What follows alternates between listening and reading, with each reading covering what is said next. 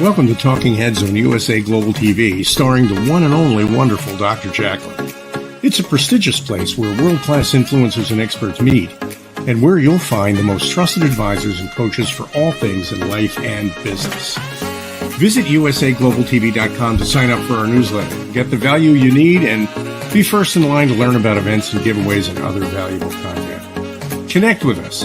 Email Dr. JACALYN at usaglobaltv.com to talk about how you can become part of USA Global TV. That's USA Global TV, where the doctor is always in. Hello, everyone, and welcome, or hopefully it's welcome back to USA Global TV and Radio. I'm Dr. JACALYN KERBECK. I'm the president, founder, and chief listening officer here at our network. Our show today is The Wise Ones, and joining me is someone who is truly a level above, a step above, someone who has taken his life and succeeded, excelled in every chapter. And I'm just happy to call him my friend. Let's welcome Red O'Loughlin. Hi, Red.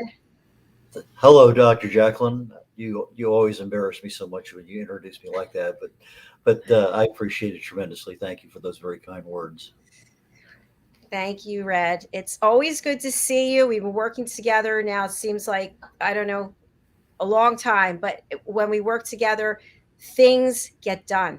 They do. Actually happen. It's amazing. And it may be up against the deadline once or twice, but in reality, you have a work ethic that's different than most.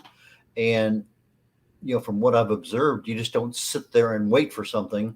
If there's a way you can do it, it's just like you're taking over as not only the chief listening officer, but you're also the head programmer. You're running all the editorial review. I mean, you're doing everything that you should have a staff of people doing.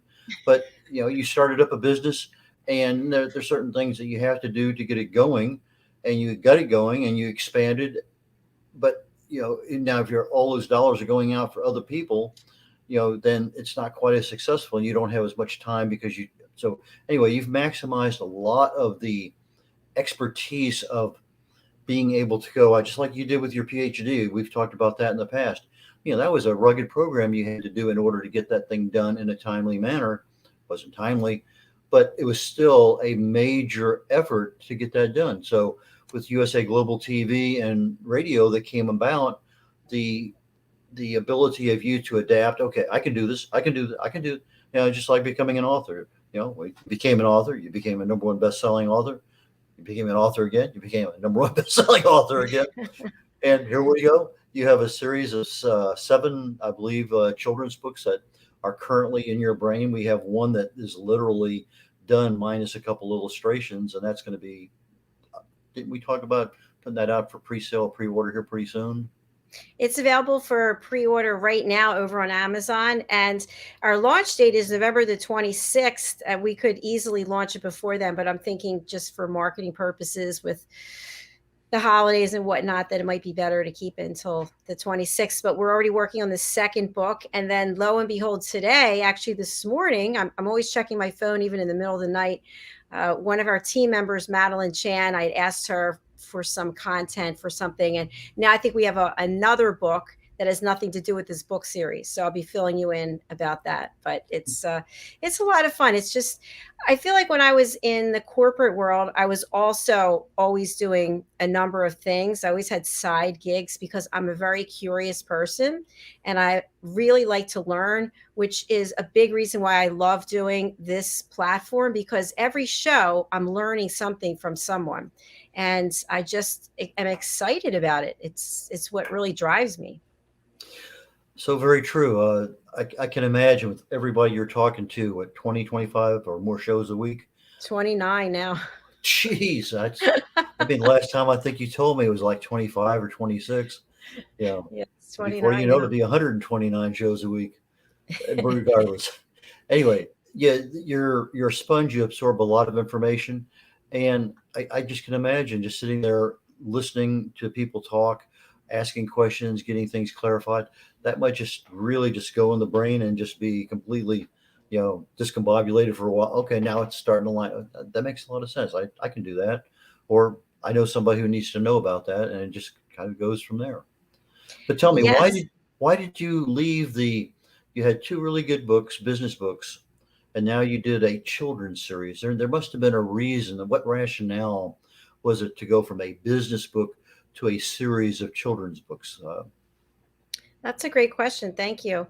Actually, I don't have a lot of interaction with children, and I don't have any children. I have three nephews and a great niece, but I don't see them as much because I'm spending all my time working behind the green screen.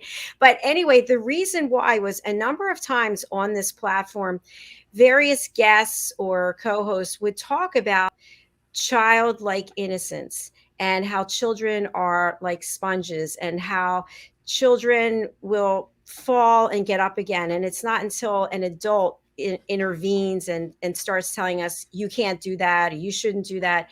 And I thought to myself, I'm very passionate about people learning how to listen at an elevated level.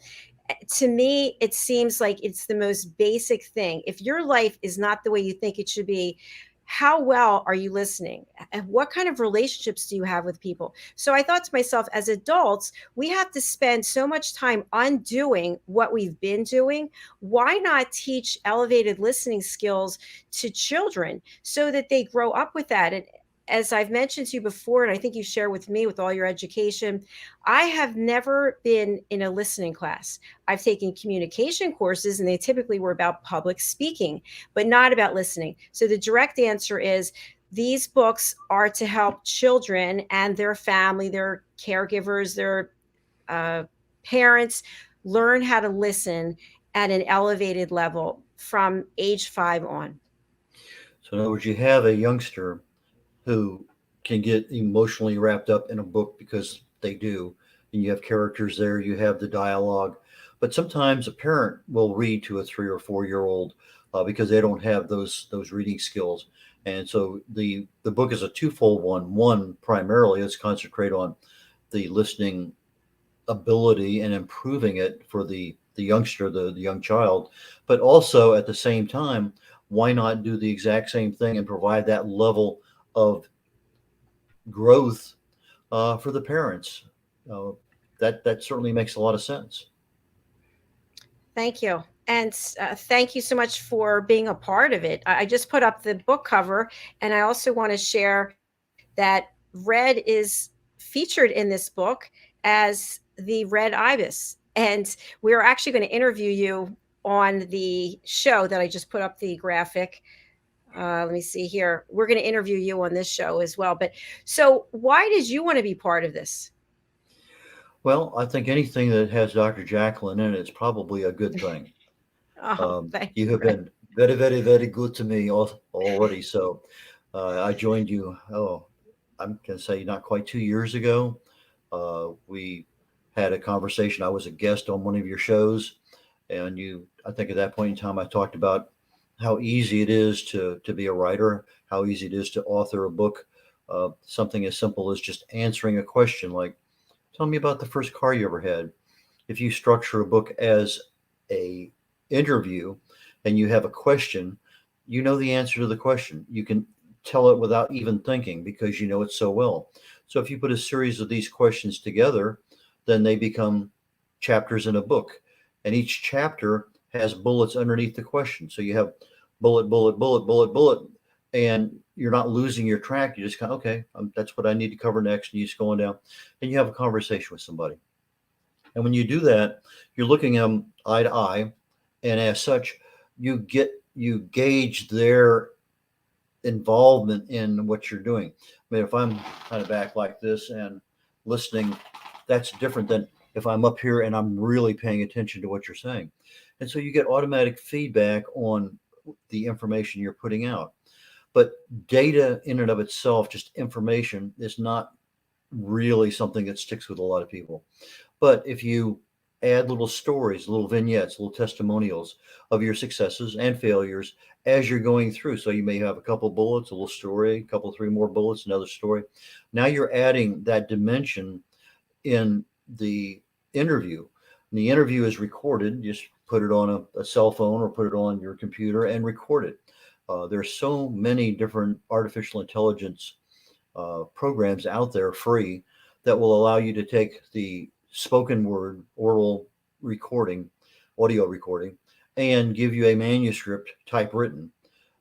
The beauty of that is because it's an interview and because you're answering a question that you know so well, the hours that typically would be devoted to editing almost disappear. Yeah, there's still a little editing left, but not much. So if I'm telling you about my first car I ever had as a 19 up, it's this and that and whatever. But one of the first things that happened to me, 3 weeks after I had the car was I'm driving on the high bridge in Corpus Christi and my left rear tire wheel comes off. I hear a clunk, and all of a sudden I see this tire rolling down the other side of the bridge. I'm stopped now, and I hit the gas pedal, and now I'm going slowly down the bridge on three wheels and a brake drum. I managed to find the tire, and that's part of the story. So you keep people engaged with the stories, not just about what's going on, but about the things that happen to you or happen to a client or things that you've experienced. And that just adds a dimension to the book. And it also makes it much easier to put everything together because when you're saying, oh, just 1, 2, 3, 3, 4, 5, you have a tendency to lose people. And so that makes it so much easier. And that's the way we started out with your first book, Behind the Green Screen. And we attempted to try to do that. And you were doing the recordings and sending them out. And they would come back and we would tweak them a little bit. And then sometimes, what about this? And what about that? And then we kind of come back. And so there was a lot of extra stuff in there with that particular book. Now, the second book was a little different because you actually had interviews with other people. And so we took the recorded interview from your USA Global TV and Radio Network show and created manuscripts out of that. Now, that was a different animal because that was a one-to-one interview of you to a person in the book.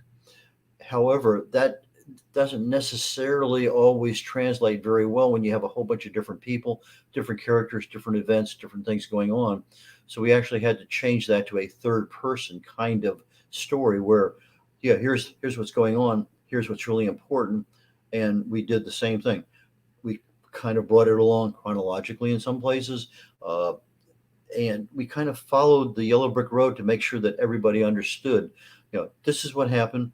And this is the growth that came out of that we would sometimes say mere mortals couldn't achieve. But we have a lot of mere mortals out there that have done amazing things without even thinking they were just a mere mortal. They're just a person and they were faced with some circumstance and they just had to do something about it. And they chose this path, it worked, or they chose that, it didn't work that well, they chose another one. And we documented those things, put it in the book. Great learning lessons of people who had some real bad life experiences who turned them around and became fantastic, very, very successful people. Now we're in the context of a series of children's books that complement your Listening Mentor series program. Why don't you tell the audience a little bit about that? Because maybe some people here that might want to sign up and become part of your Listening Mentor program. Thank you very much. I appreciate that. So for those of you who are not aware, in addition to running this channel and USA Global TV LLC, I also have a second business, which is Dr. JACALYN LLC, where I teach people how to listen at an elevated level. I also do coaching and, of course, fitness. We have a new fitness class coming out, Red, on Sunday. It's called Get Off Your Couch. And it's 30 minutes long, and it's going to be things that you can do in your home to work out. So all of those things are under the Dr. JACALYN LLC umbrella. So the Power of Listening is one of 7 courses that we offer to help people learn how to listen at an elevated level, but also to listen differently. So I've tag teamed with Madeline Chan, and we have 6 of these courses together. And the courses are all about tapping into your heart and tapping into your chakras. They're about realizing that many of us are caught up in trends, the trends from the media, the trends from the fashion world, the trends of what our neighbors are doing. And we get so caught up in that, we actually get lost. So these courses are available over on usaglobaltv.com under education and also under the drjacalyn.com courses. So thanks for asking me about that. So on your couch exercise program, I assume you're going to have 16-ounce curls where you can drink along with the exercise people you're watching on TV. No, definitely not. No. In fact, you and I talked about having a team name of USA. What was it? Planksters? You have been very, very active here recently in doing planks. And a plank is essentially where you keep your toes on the ground and you typically you'll put your elbows and your wrist and your hand where they're flat on the ground, your forearms, and you just keep your belly off the ground in a straight, almost like a push-up in a sense, but you don't move up or down. You just keep it steady. And you can modify that by doing a straight arm where you just push out with both hands. And now you're up like in the top position for a push up, but you just hold it there for a while. Or you can go over on one side or the other side. There's a lot of different options you can do with planks. And you started out and you go, oh, you're 2 minutes on this one. And there's 3 minutes, 5 minutes. And you've kind of just in the last, it seems like month, double, tripled everything you were doing literally a couple of weeks ago. And you do these things in combination because you leave one particular uh, configuration and you go right into another. You're not taking a break. And as such, now you're adding more and more time. So I asked you the other day, well, what is the world record for holding a plank? Well, the last I'd heard was a little over 8 hours, 8 hours, 2 minutes, something like that. And then you looked it up, and sure enough, there was a world record for 8 hours, but it has now been surpassed, and I believe it's 9 hours and a couple of minutes or so. But basically, you're almost in a push up now. Whether that push up is straight arm out or you're leaning on your elbows, forearms, it's a matter of getting you the core of your body, that part around your gut, your middle, and getting strength into those muscles, into your back muscles, your side. Everything there has some level of alignment. Why don't you tell us what you're doing and what kind of success you've been seeing? Thanks, Red. I am a little crazy. I've always been a little bit crazy when it comes to exercise routines. And many times I would push myself to a limit or do something that other people might think, why doesn't she get a life? Similar to when you see someone doing a plank for 9 hours. If they're not actually going for the world record, why are they doing it? Because eventually it does start to bother your wrists or your shoulders or something. So anyway, I have done an 11-minute straight arm plank many years ago. I'm 59 and a half next month. So I thought to myself, I'd like to see if I can take my planking to a different level. So my goal is 15 minutes at a straight arm plank. And I'm only going to 15 because it really does bother my wrists. I'm not crazy. I don't need to get an injury so I can come on here and say I did 15 minutes. But what I find is what it takes mentally to be able to do that. And what I mean is I've been doing them at the gym and they have music playing. It doesn't mean that it's the kind of music that I like. It could be, loud music that I can't even relate to. But I just say to myself, whatever the atmosphere or the environment is inside that gym, I am going to just do this plank. I've got my phone that's timing me and that's it. And I love the feeling as I start to shake, as different parts of my body start to shake and I'm aware of it. And I say to myself, okay, this is where you need to show up. What are you going to do? And for whatever reason, I'm able to keep pushing through. When I'm finished, I actually do leg raises and I lie on my wrists so that the blood can come back to it. But it's just something that I feel like as I'm getting older, I need to keep pushing myself. I'm up to 500 jump ropes without missing. If I miss, I have to start all over again. So by the time I leave the gym, I might have done, 1,500 jump ropes in between all the other stuff that I'm doing. And I love the TRX where you put your feet in them and you're suspended in the air. And then you're doing, what are they called? Sawmills where you're going back and forth for your core. And then you do pikes. So I'm just a little nuts. That's the bottom line. Well, as you're listening to our show coming up immediately following this on Talking Heads, I'll be talking today about what causes fat to burn. We've been in a series now, I think this is week number 4.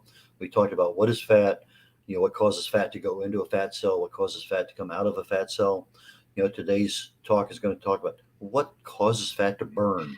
And then next week, we're going to say what stops fat from burning.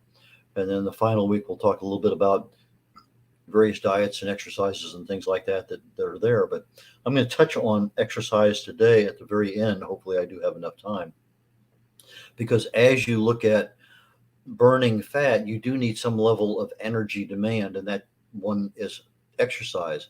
But it's just not the exercise, because there's a lot of different components. Our bodies are very complex. And so as you start and you have a duration going into something that's, let's say you're doing jumping ropes, well, that duration and intensity, then all of a sudden you're done, and there's a rest period that's required. And required means in capital letters, required. And then you have another rest period per se that allows the body to kind of just recover. And then you start all over again. So let's say you were doing 200 jumping, let's say jumping jacks, and then you have a period of time where you're going to relax. Well, how do you know when it's the right time to relax? Well, part of that is, how well does your body recover? I don't know if you're taking your pulse and looking at how fast your pulse recovery rate is from, and let's say at the top of your 500 jumping ropes, you have a certain pulse. Let's say it's 150. In 1 minute, is it down to 100? Is it under 100? 120? That pulse recovery rate is very, very important, because it gives you an exceptionally quick feedback on how good your body is in that particular aspect.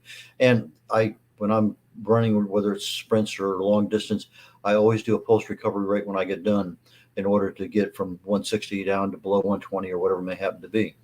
And so those things are important, but we'll just touch on it today, and probably talk a lot more about it in 2 weeks. So just kind of tweak the little system today a little bit. Fantastic. And I see our guest Doug is backstage. We're going to bring him out. I just wanted to comment that because of this fabulous watch that I have, that I am not a paid spokesperson, but if Apple wants to pay me, I'm happy.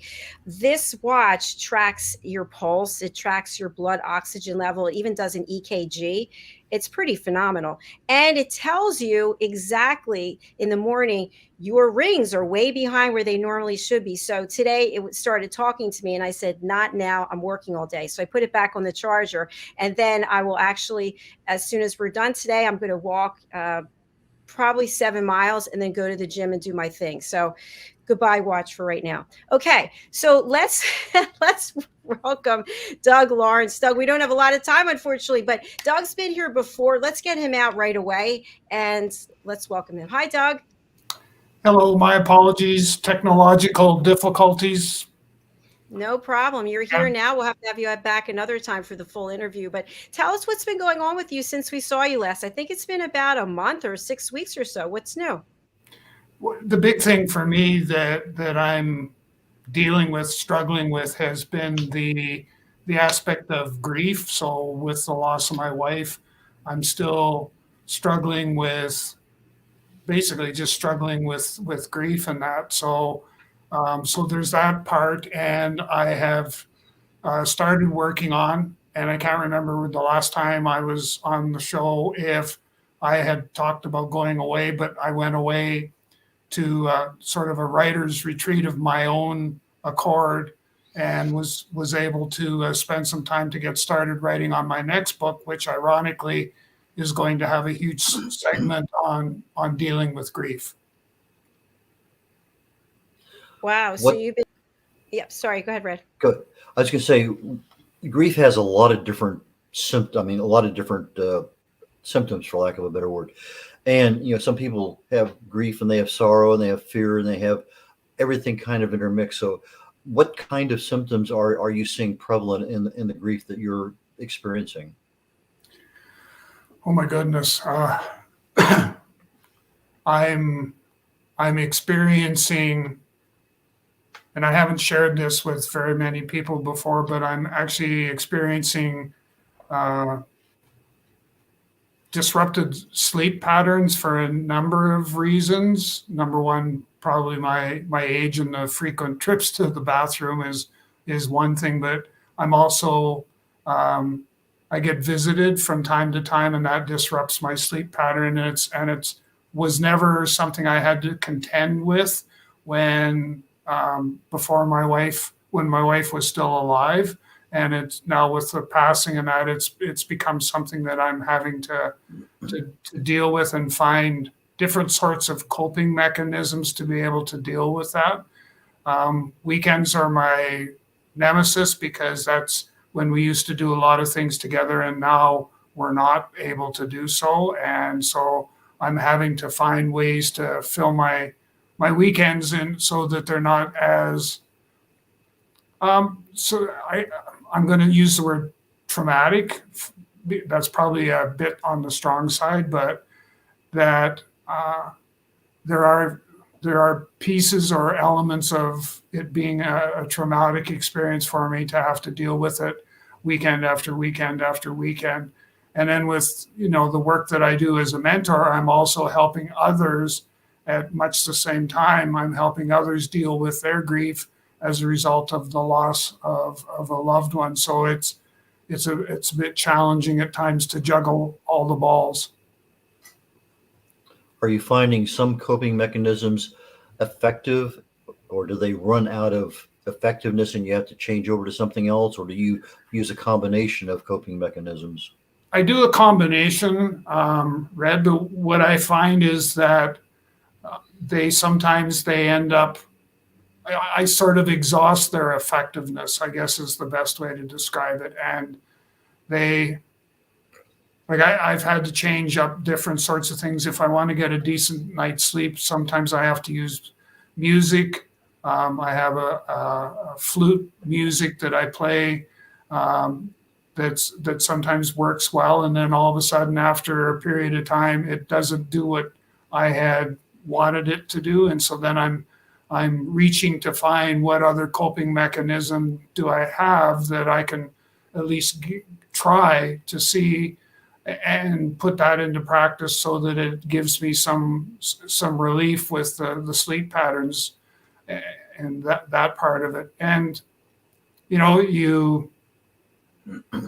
one of the things that's quite interesting, and we have a number of conversations about this, but sometimes I find that people have a tendency, if they know that you've lost a loved one, they want to try and help as much as they can, but they don't know what to say. So then they try and stumble through what it is that they think they need to say, instead of saying, and this was my advice to somebody the other day was, if you don't know what to say, then tell me that, rather than trying to muddle your way through it and perhaps saying some things that don't do us any favors. And so it's to get, to get people to understand that part of it is also important as far as a coping mechanism, at least for me. Have you ever tried EFT, emotional freedom techniques?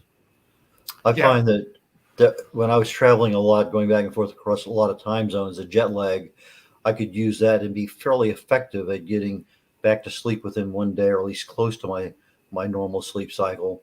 But for me, it's a matter of the duration of the EFT more than anything else, that I know that if I'm going to start, it's at least 8 minutes, because if I do something less than that, it just doesn't quite seem to be as effective. But if I do 8 or 10 or 12 minutes, I generally find that to work for me. It works. But again, the level of trauma that you have is far different than me missing a couple time zones. So there's probably a lot to be gained in that. But again, you don't want to do something for 2 hours because you don't have the 2 hours. I'm just using that as a ridiculous time, but I like your advice. I really do. That I don't know what to say. That to me is brilliant.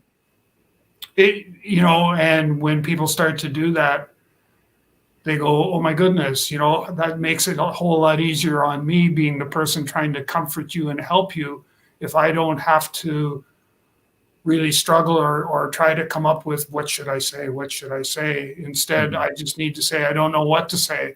And then we can kind of go from there. The EFT I've done EMDR, the rapid eye process that they take you through. I've done induced after death communication. So I've gone through a number of different modalities with the counseling and that I've gone through, that I've done, and all of those work for a period of time, and then it seems as though, at least with me, that I kind of start to slip a little bit, and then I need to come back to say to a counselor and say, okay, let's do EMDR some more, or let's try something else to sort of see what else we can use that's going to help me deal with that. What I do find it works really well is support groups, so peer-to-peer counseling groups, where you actually get to find out that there's other people that are experiencing the same thing that you are, and together you can work through and deal with some of this better than kind of flying solo. Doesn't work quite as well as when more than one person tackles an issue. PTSD obviously is a major component of a lot of trauma. And one of the guys here in the Houston area that I know very well, he was using hypnosis, and he actually demonstrated at a few meetings. And that seemed to be, he had extreme success with that. But again, that's something he's been doing for 30 years or something. But the only other thing that I could think of, that if I had something like that, that I would, okay, let me just go acupuncture. I mean, because there's a lot of things out there, and, I don't know whether that would really work for me or not, but it would certainly be an option I would think about. Have you done the hypnosis or acupuncture or anything along those lines? So, whole nother story, but I've done hypnosis, hypnotherapy, but what I did was, long story short, I was actually mentoring a hypnotherapist, and she said, you need to experience this so that you're in a better position to advise me and guide me with my business and that. And kind of went back and forth for a while. And, the first place you go to when you talk about hypnosis is you talk about the person that comes to the big theater and puts on a show and puts half the audience to sleep and has them up on the stage barking like a dog and a whole bunch of other things. And I'm thinking, I don't want that to be me. And I was reassured that this was very clinical in nature, I guess, for lack of a better choice of words. So we did a past life regression. And what an experience that was. That was something that opened my eyes to, the whole aspect of your subconscious, and when you're guided by somebody that knows what they're doing, how that can open a whole bunch of doors or experiences that you have had in past lives and stuff like that. So, but to go beyond that, I haven't really utilized hypnosis or hypnotherapy for anything other than for the past life stuff. But I will be truthfully honest, is I'm a huge proponent, a huge fan of past life regression. And I encourage some of the folks that I'm mentoring from time to time that, why don't you try that and just give it a whirl and see what it's like, and you truly would be surprised. Well, I've had 2 sessions of hypnotherapy, one, a clinical one at the company I work for, and another one where I was on stage and I was told I was barking like a dog. So, but in both cases, I noticed that I was aware of what was going on, but when they said wake up, I just had extremely difficult time connecting. Even though I'm conscious of what's there, I just had extremely difficult time re-establishing myself in the reality. And I guess that's part of that hypnotic phase. But Dr. JACALYN, we're leaving you out of this conversation. So I'm sure you probably have some. My question for Doug was going to be, we have a men's show here, a show for men, by men, about men. I produce it. I'm not on it, but I'm backstage. And the men talk, they're from all over the world. And they talk about the fact that it's very hard for men to open up about certain things and how they're feeling. And yet you're sharing some really important things with us here. Have you been able to find a group of men or someone who can actually understand how you're feeling? You can reach out to this person on a regular basis, and if so, is it a man? It's actually a woman that I usually confide in. I just, how you can read a person and you can kind of get the message that, okay, I've kind of gone too far with the story that I'm telling or the information I'm sharing. if I go any further, it's not going to do either one of us any good. And so I shut down. And that's been my normal reaction. That's my coping mechanism, is when I feel or see that that's taking place, I go into lockdown or shutdown mode. But yet I have some very near and dear friends that are female that I can tell anything to. And conversely, they can do the same sort of thing. They know if they come to me that, I don't pass judgment. I listen and I hear. And if I'm asked for an opinion, I will give it. But typically, I prefer to just listen and hear and let them talk their way through things. Because sometimes, even with grief, that's all we really want is just, please give me somebody that will listen and hear what I'm saying. And then we can maybe go from there. But yeah, trying to find a male that would listen to what you folks just went through, not going to happen. Well, thank you for sharing that. I'm going to ask Red a question. So Red, as a male, you're hearing what he has to say. If he, and I'm not talking about this television show, I'm just saying in general in life, if someone lost a spouse, a male, and came to you, how would they phrase it so that you would be open to having that conversation or being that sounding board for them? If it's somebody I know well, it's probably, I'm not going to say easy, but easier than somebody's just an acquaintance or associate or something like that. But it's a family member or a close personal friend. At some point in time, there may or may not be a conversation. Hey, Red, just have some time just to listen, and just like Doug was saying here a minute ago, and in your elevated listening program, you're not passing judgment. You just want to hear what the other person says. And that's the beauty of being able to listen, because sometimes you don't need to answer. And if somebody just wants to unburden themselves, that's a big deal. I mean, that's some trauma just falling off in big flakes. And yeah, that's, I guess, these are life experiences that we rarely ever have a chance to do, because that's not the business I'm in. I rarely have, problems. I mean, I've run across some people not too long ago where they had lost a child, a sibling. Well, I've lost 3. And so I had a little bit of ability to say, I kind of understand where you're coming from, because one of mine brothers was lost his life scuba diving in a river in Florida, and they didn't find the body for several days. And he was very young, he's in his 20s. And so there's things in there that, what's going on? Where was he? I mean, just your mind's going through all sorts of things. Then you kindly, okay, here's a police officer, they call and they say, this is what we found. You end up anyway. So there's some things that, I can say, I understand, I've been there, but there's other times, I'm sorry, I have no way of knowing what you're going through. But we don't say that. And I think Doug just really nailed it when he says, maybe the best thing is to say, I just don't know what to say. That's one of the big takeaways I'm going to take from today's lesson. And what about, and thank you, Red. And Doug, what about if you were to reach out to someone in your life, male, and say, listen, I need to just unload how I'm feeling, and I'd like it to be you who listens. I don't want you to say anything, but if you could give me 20 minutes to just let me tell you how I'm feeling, it would do me a tremendous amount of good. Are you open to that? And if they say, I'd like to be here for you, Doug, but I can't do it right now, I can do it in an hour, I could do it tonight, or I could do it tomorrow. Would that be helpful at all? That's a good question, because my mind immediately went to, I'm asking for help right now.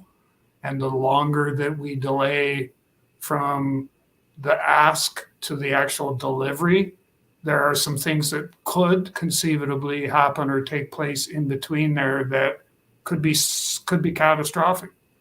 Because as I describe it, when I come out of my closet and I extend my hand and ask for help, it's there right now and then and there in the moment where I'm seeking that, because if there's no one there that can do it, I'm just going to go back into my closet and hide there because that's my sanctum. That's my safe place to be. So it's, and the other part is that by somebody saying to me that, I don't have the time to talk to you right now, maybe this afternoon or maybe this evening, to me, that's almost avoidance. I don't want to have that conversation. So if I push it out to this afternoon or even to this evening, maybe it'll go away, and maybe Doug won't come back to me and start to tell me his long-winded stories. Doug, I can appreciate that. What if you had a different perspective, and the perspective was not that someone was avoiding you, but that they want to be totally available to you, and at the moment that you're reaching out, they're in the middle of a meeting, they're on a call, and you wouldn't be getting all that they had to give in terms of listening. But by giving you this special time, hey, I'm available in an hour, that's Doug's time. That's your special time. And then you could think about it. Okay, I've got this hour that I'm going to wait, and I'm pretty excited because I know that Bill is going to give me his undivided attention. I think that's great. And, but what typically happens is that communication never takes place. And that's part of it for me is I'm going to, if you start to give me advice and guidance on how I can deal with trauma and grief and all that sort of stuff, when I think that you've overstayed your welcome, so to speak, I'm gonna say, okay, I think we're done. Thank you very much, but I think we're done. And it's the same sort of thing, taking what you've just said, is that if you tell me that you're setting aside special time just for me, and if, is that going to be all right? Are you okay with waiting until then to have that conversation? I was kind of hoping we could have it now. Well, I want to be able to dedicate the time to you. And so, kind of going through, you can play through how that conversation can take place. I agree with you that, if we can carve out a period of time that's going to be me time for me, that's a step in the right direction. Excellent. Well, I would just ask, and I'm not a therapist, but I appreciate what you're sharing here. If you think of someone, and it doesn't have to be a man, but I'm just taking away from the men's show, how men really need each other. And it's hard to ask a man to give you that space, and not to give the solution, but to just sit there and listen without judging, without providing a solution or interrupting. So if there is someone that you can think of, maybe you could just be as honest and candid as you are being here, and saying, hey, buddy, I really need you. I'm not going to be a drain. I just need to get this off my chest, and I need it to come for you to be the one that I'm sharing it with. And that's a gift also. Mm-hmm. You're giving a gift, and them giving you their undivided attention, that's also a gift, in my opinion. And I can't agree more. I think that's a win-win for everybody. So what's the next step, Doug? Keep on moving forward, I guess, one foot in front of the other. And if, through our conversation today, we've been able to shed some light for some people that are finding themselves in that predicament of not knowing what to say. And the takeaway from our conversation is then, basically share that with the person you're trying to, help, is just share that. And if one person that's listening today takes that away, then today's been all worth it. And thank you. I just want to add something to that. We had our women's show yesterday, Women's Prerogative, and the topic was honesty. And we talked about when someone passes away, people feel awkward. I mean, a typical scenario, it is, I'm going to give Doug a call, but I'm not going to call him right now because I'm sure a lot of other people are calling Doug. I don't want to be a pain. He's got a lot on his plate. So then we don't call Doug. Or we're going to go to the funeral, but we don't actually go because we don't know what to say. Now we have to see you. Oh my gosh, we have to see you. What are we going to say? So people back up and they go into their little hole. But the truth is, Doug wants to see them. He needs to see them. And Doug remembers who didn't call, who didn't come, and who didn't have the time. And the other person's thinking, he doesn't really care. And actually, he probably doesn't need my friendship now anyway, because now he's going to be friends with other guys who lost their spouse. So he's got a whole new group of friends. Yeah. What are your thoughts? Some of that is, some of that is actually played out already in my life, where the people that I would normally have turned to aren't there now. And so now, as a result of going through some counseling and some peer-to-peer support, I have a new group of friends that we are looking after each other and making sure that each other is in a good place. And when we have bad days, we know that we can pick up the cell phone and text and say, I'm having a bad day, I need someone to talk to. And we know that they're going to be there because they too are experiencing something somewhat similar at any given period of time. And so it's a mutual support society, or whatever term you want to use, but it's definitely a way for me to be able to deal with, some of the grief and that I'm struggling with on top of PTSD. Well, I can't thank you enough for sharing what you've been sharing here today. And I want to introduce you to someone on our team. Her name is Janetta Barry, and she has something called the Epiphany Process.